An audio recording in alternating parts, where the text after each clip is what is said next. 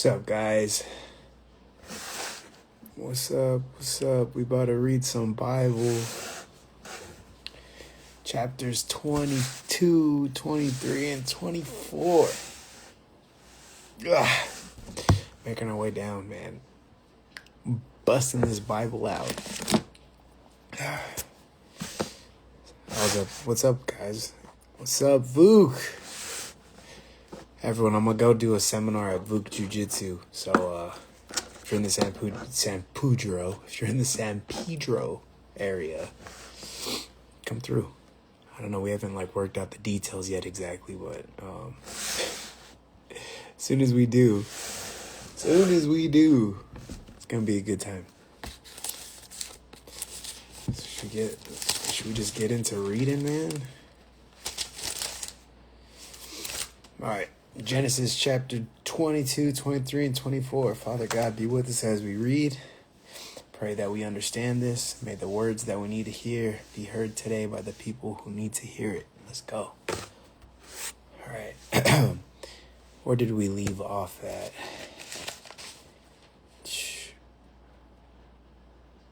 Oh, yeah. Sodom and Gomorrah. I'm going to get on that ASAP, brother. Nah, yeah. Hey. Everyone's busy, man. Just let me know. So Sodom and Gomorrah just happened. So they were wilding out. They were trying to rape angels. God took out the city. Now we're here. After these things, God tested Abraham and said to him, Abraham, and he said, here I am. He said, take your son, your only son Isaac, whom you love, and get to the land of Moriah, and offer him there as a burnt offering on one of the mountains of which I shall tell you. So, I know it's going to sound crazy, but God is telling Abraham, I know I gave you this kid, but now I want you to go sacrifice your kid to me. So Abraham rose early in the morning, saddled his donkey, and took two of his young men with him and his son Isaac, and he cut the wood for the burnt offering and arose and went to the place of which God had told him. On the third day, Abraham lifted up his eye and saw the place from afar. Then Abraham said to his young men, stay here with the donkey. I and the boy will go over there and worship and come again to you. And Abraham took the wood of the burnt offering, laid it on Isaac his son, and he took in his hand the fire and the knife, so that when both of them together. And Isaac said to his father Abraham, my father. And he said, here I am, my son. He said, behold the fire and the wood, but where is the lamb for a burnt offering? Abraham said, God will provide for himself the lamb for a burnt offering, my son. So they went both of them together. So, Isaac is already where's the thing that we gonna sacrifice? But he's about to be the sacrifice. He didn't even know. So he's telling Abraham, he's telling his dad, all right, so but where's the lamb? And then Abraham goes, don't worry about it. God's gonna provide that. But in his head, Abraham's like, dang, I'm about to sacrifice my son. When they came to the place which God had told them, Abraham built the altar there and laid the wood in order and bound Isaac his son and laid him on the altar on top of the wood. Then Abraham reached out with his hand, took the knife to slaughter his son. But the angel of the Lord called to him from heaven and said, Abraham, Abraham. And he said, here I am. He said, do not lay your hand on the boy or do anything to him, for now I know that you fear God, seeing you have not withheld your son, your only son, from me. And Abraham lifted up his eyes, looked, and behold, behind him was a ram caught in a thicket by his horns. And Abraham went and took the ram and offered it up as a burnt offering instead of his son. So Abraham called the name of this place, the Lord will provide, as it is said to this day, on the mount of the Lord it shall be provided. It's such a hard thing to do. I don't know what I would do. Hey man, tell me about it. So we'll talk about, let me get through this chapter. We'll talk about it in a second. And the angel of the Lord called to Abraham a second time from heaven and said, by myself I have sworn, declares the Lord, because you have done this and have not withheld your son, your only son, I will surely bless you, and I will surely multiply your offspring as the stars of heaven, as the sand that is in the seashore. And your offspring shall possess the gate of his enemies, and in your offspring shall all the nations of the earth be blessed, because you have obeyed my voice. So Abraham returned to his young men, and they rose and went together to Beersheba, and Abraham lived at Beersheba. Now, after these things it was told to Abraham, behold, Milcah also has borne children to your brother Nahor, Uz his firstborn, Buz his brother, Kemuel the father of Aram, Chesed, Hazo, Pildash, Jitlaph, and Bethuel. These 8 Milcah bore to Nahor, Abraham's brother. Moreover, his concubine, whose name was Reumah, bore Tibah, Gaham, Tahash, and Makkah. So basically, yeah, the craziness happens, right? Abraham gets told, you got to go sacrifice your son. Abraham's like, the son that you just gave me, the one that you kind of promised me, okay. So then they're rolling up to where he's going to sacrifice his son, and his son's like, hey dad, where's the sacrifice at? And then Abraham's like, don't worry, God's going to provide that. They get to the top, he lays his son on the altar, and he's about to sacrifice him, right, with the knife, and the God's like, yo, chill. I was like, I didn't mean that. It was like a test. I want you to sacrifice your son. I'm not really about that. I'm not about child sacrifice, dude. So then he lets him go. And then a lot of people are like, why did he do that? Why would he do something like that? And you got to think, Abraham is not a regular person. He's this person that's going to be the father, right? He's going to be the leader. He's like the first pivotal part of generations of people that are going to be very important to God. So he needed to make sure that person right there, it was like the very strong connection to God, one that would just listen to God. And so he was just, I feel, right, he was doing that not so much because God knows everything, right? He wasn't doing that for God to see, right? God already knew. He was doing that so Abraham could see the love and trust in God, or the love in God and trust God even more, since God had him do that, and he goes through that tribulation. He had to go through that hard thing of going like, man, am I really going to have to kill my son right now? Like, is this something that God's going to make me do? And then without doubt, he was just like, you know what? I'm going to go for it. God's telling me to do it, so I'm going to just do it. And then God stops him and is like, no, dude, it's not what I'm about. But I love that you're listening to me. That's a great thing. Some people are like, oh, that's manipulative. But it was more so for Abraham to know that, he can put all of his trust in God, because God's never going to make him do something like that. God would never ask for him to do something like that. And so it's more so for Abraham to realize that God's there for him. He's a good God. He's a loving God. He's never going to make him or force him to do anything. He's never going to ask him to do anything like that. And then, from then on, he's this leader of generations to come. And now it's, as Abraham goes and he teaches the people that come after him, he can let them know that, we follow God wholeheartedly. We don't doubt anything he does, because he will never forsake us or make us do anything that is, quote unquote evil. That's what I get from it. But yeah, I think it'd be like if God told me I have to sacrifice my daughter or something, it'd be I'd need to know that it's God, and that I'm not crazy and I'm not just hearing voices in my head, because I don't want to just kill my daughter, But then, if you read the Bible and you understand and you have this relationship with him and you get to know him, you understand that him asking you to kill your daughter or your child is not something that he really wants. There's an interesting story that we're going to hit on probably a month from now, and it's one of the toughest things to read in the Bible. Like, that was pretty hard to read. And you're like, no, is God going to really make him do that? There's this other thing, and it's the guy's fault. But we'll get into that when we get there. But yeah, sacrificing your kid is a bit of a doozy. But, he didn't make him do it.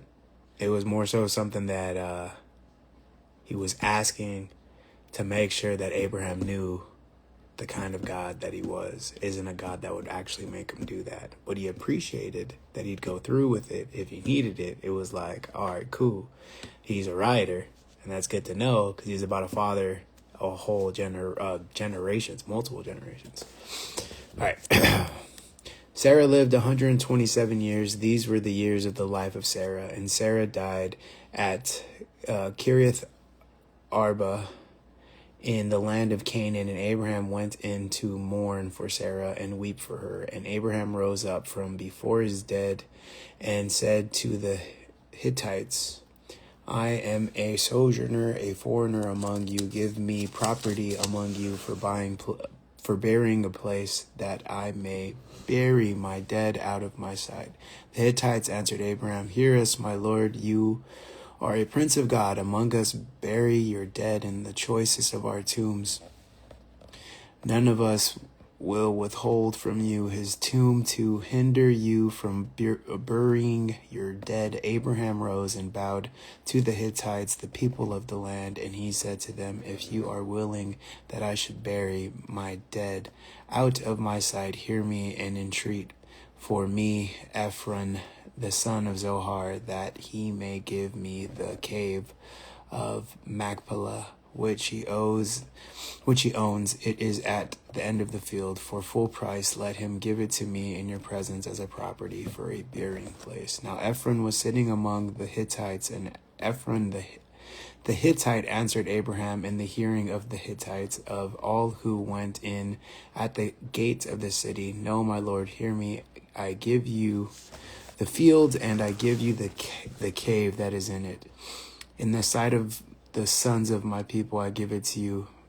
Bury your dead. Then Abraham bowed down before the people of the land, and he said to Ephron in the hearing of the people of the land, But if you will hear me, I give the price of the field, accept it for me, and I may bury my dead here. Ephron answered Abraham, My lord, listen to me. A piece of land worth 400 shekels of silver.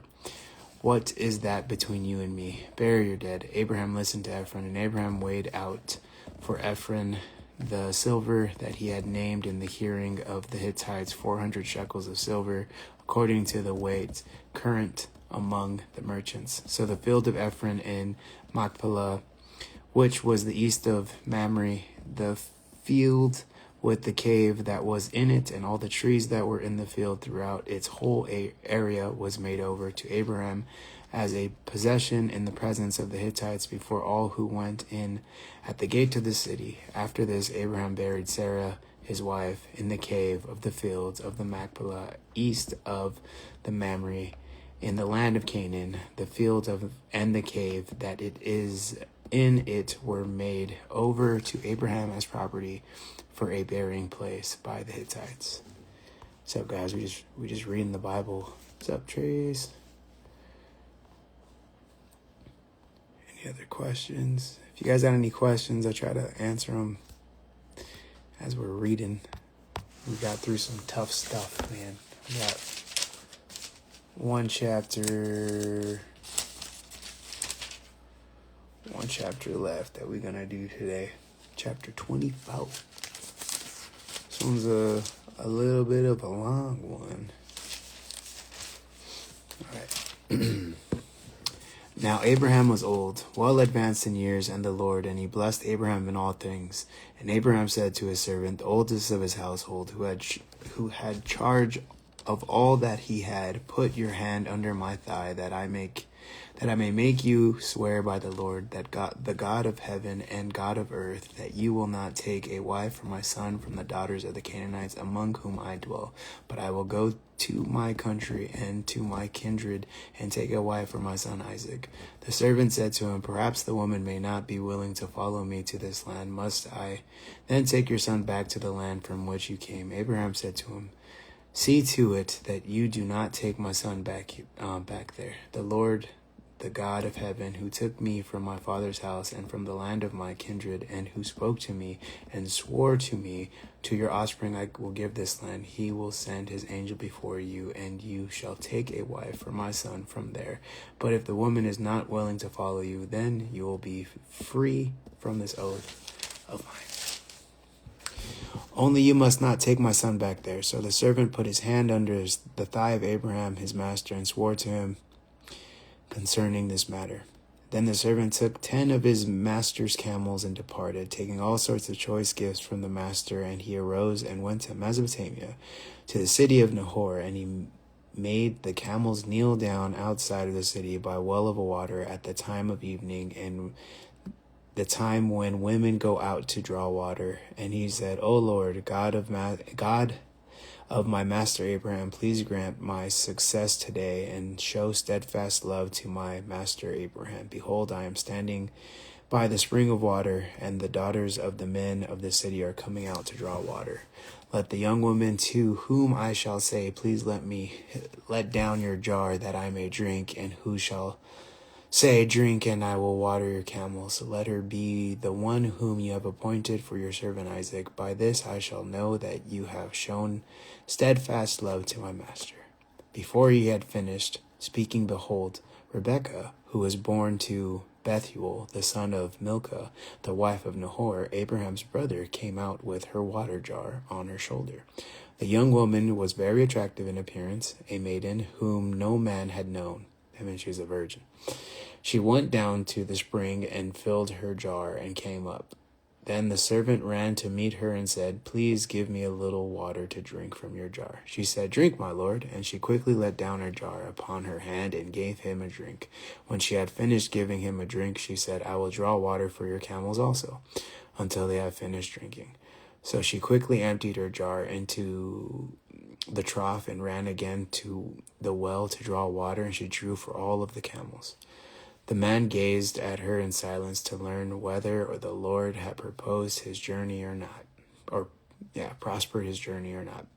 When the camels had finished drinking, the man took a gold ring weighing in half a shekel and took 2 bracelets for her arms weighing 10 gold shekels, and said, please tell me whose daughter you are. Is there room in your father's house for us to spend the night? She said to him, I am the daughter of Bethuel, the son of Milcah, whom she bore to Nahor. She added, we have plenty of both straw and fodder and room to spend the night. The man bowed his head and worshipped the Lord and said, blessed be the Lord, the God of my master Abraham, who has not forsaken his steadfast love, that faithfulness toward my master. As for me, the Lord has led me in the way to the house of my master's kinsman. Then the young woman ran and told her mother's household about these things. Rebekah had a brother whose name was Laban. Laban ran out toward the man to the offspring as soon as she saw the ring and the bracelets on his sister's arms, and heard the words, Rebekah, his sister. Thus the man spoke to me. He went to the man, and behold, he was standing by the camels at the spring. He said, come on, O blessed of the Lord, why do you stand outside? For I have prepared the house and a place for the camels. So the man came to the house and unharnessed the camels and gave straws and fodder to the camels, and there was water to wash his feet and the feet of the men who were with them. Then food was set before him to eat, but he said, I will not eat until I have said what I have to say. He said, speak on. So he said, I am Abraham's servant. The Lord has greatly blessed my master, and he has become great. He has given me flocks and herds, silver and gold, male servants and female servants, camels and donkeys. And Sarah, my master's wife, bore a son to my master when she was old, and to him he was given all that he has. My master made me swear, saying, You shall not take a wife for my son from the daughters of the Canaanites in whose land I dwell, but you shall go to my father's house and to my clan and take a wife for my son. I said to my master, Perhaps the woman will not follow me. But he said to me, The Lord before whom I have walked will send his angel with you and prosper your way. You shall take a wife for my son from my clan and from my father's house. Then you will be free from my oath when you come to my clan, and if they will not give her to you, you will be free from my oath. I came today to the spring and said, O Lord, the God of my master Abraham, if now you are prospering the way that I go, behold, I am standing by the spring of the water. Let the virgin who comes out to draw water, to whom I shall say, Please give me a little water from your jar to drink, and who will say to me, Drink, and I will draw for your camels also. Let her be the woman whose the Lord has appointed for my master's son. Before I had finished speaking in my heart, behold, Rebekah came out with her water jar on her shoulder, and she went down to the spring and drew the water. I said to her, Please let me drink. She quickly let down her jar from her shoulder and said, Drink, and I will give you your camel's drink also. So I drank, and she gave the camel's drink also. Then I asked her, Whose daughter are you? And she said, The daughter of Bethuel, Nahor's son, whom Milcah bore to him. So I put the ring on her nose and the bracelets on her arms. Then I bowed my head and worshipped the Lord and blessed the Lord, the God of my master Abraham, who had led me by the right way to take the daughter of my master's kinsman for his son. Now then, if you are going to show steadfast love and faithfulness to my master, tell me, and if not, tell me, that I may turn to the right hand or to the left. Then Laban and Bethuel answered and said, The thing has come from the Lord. We cannot speak to you bad or good. Behold, Rebekah is before you. Take her and go, and let her be the wife of your master's son. As the Lord has spoken, when Abraham's servant heard their words, he bowed himself to the earth before the Lord. And the servant brought out the jewelry of silver and of gold and garments, and then gave them to Rebekah. He also gave to her brother and her mother costly ornaments, and he and the men who were with him ate and drank, and they spent the night there. When those arose in the morning, he said, Send me away to my master. Her brother and her mother said, Let the young woman remain with us a while. At least 10 days after that she may go. But he said to them, Do not delay me, since the Lord has prospered my way. Send me away that I may go to my master. They said, Let us call the young woman and ask her. And they called Rebekah and said to her, Will you go with this man? She said, I will go. So they sent away Rebekah, their sister, and her nurse, and Abraham's servant and his men, and they blessed Rebekah and said to her, Our sister, may you become thousands of 10,000s, and may your offspring possess the gate of those who hate him. Then Rebekah and her young woman arose and rode on the camels and followed the men. Thus the servant took Rebekah and went his way. Now Isaac had returned from Beer-lahai-roi and was dwelling in the Negeb, and Isaac went out to meditate in the field toward the evening. And he lifted up his eyes and saw, and behold, there were camels coming. And Rebekah lifted up her eyes, and when she saw Isaac, she dismounted from the camel and said to the servant, Who is that man walking in the field to meet us? The servant said, It is my master. So she took off her veil and covered her. So she took her veil and covered herself. And the servant told Isaac all the things that he had done. Then Isaac brought her into the tent of Sarah, his mother, and took Rebekah, and she became his wife, and he loved her. So Isaac was comforted after his mother's death. So just like that, Isaac is Abraham's son. Abraham's he's dying, and Abraham's like, you know what? Can you do me a favor and go get Isaac a wife? They're like, where am I gonna find my wife at? And he's like, well, you ain't gonna find the wife around here. I need you to go back to where I used to be from. I need you to go back to my old hood. Go look over there. And then his homie was like, all right, I'll go check it out, you know? So then he goes down there, and then he's like, how am I gonna know which one's which? And he's like, well, you're gonna be thirsty, so she's gonna be real kind, and she's gonna give you something to drink. And then she's actually gonna go above and beyond. She's gonna give water to all your camels too. And I don't imagine, camels, they be drinking a lot of water. So imagine if you're just Rebecca at this time, like, you're like being extra hospitable, right? Because you give that dude water, you go fetch another pail of water, you give it to like one camel, and I don't know how many. I feel like one camel is drinking at least like one giant pail of water, because like they store water. So for a camel to drink enough water to not be like thirsty anymore, it's got to have like mad water. And they got a bunch of camels, so she's doing it over and over again. And just like, yeah, that's the one. God knew what she was doing. It just shows that she had good qualities right there. And then just to find that person there at the time that she was supposed to be there is also just some kind of divine intervention by God. God's plan is amazing, and he just makes things happen. He's like, yeah, she's going to be there. Just show up. Trust me. So then they get there. Everything happens the way that it's supposed to happen. And then she comes back with them. And just like that, she sees Isaac, and they kind of seal the deal and get married. And then there's that. Now we're going to be on chapter 25, 26, and 27 tomorrow. You're going to see Rebecca is she's kind of like a special mom. She really looks after her kids. You'll see.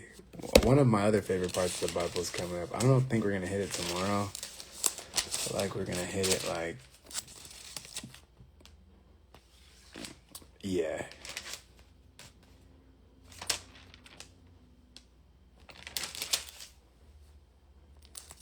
Yeah, not tomorrow. But maybe like in the next couple days. Because that's do with Jesus and martial arts.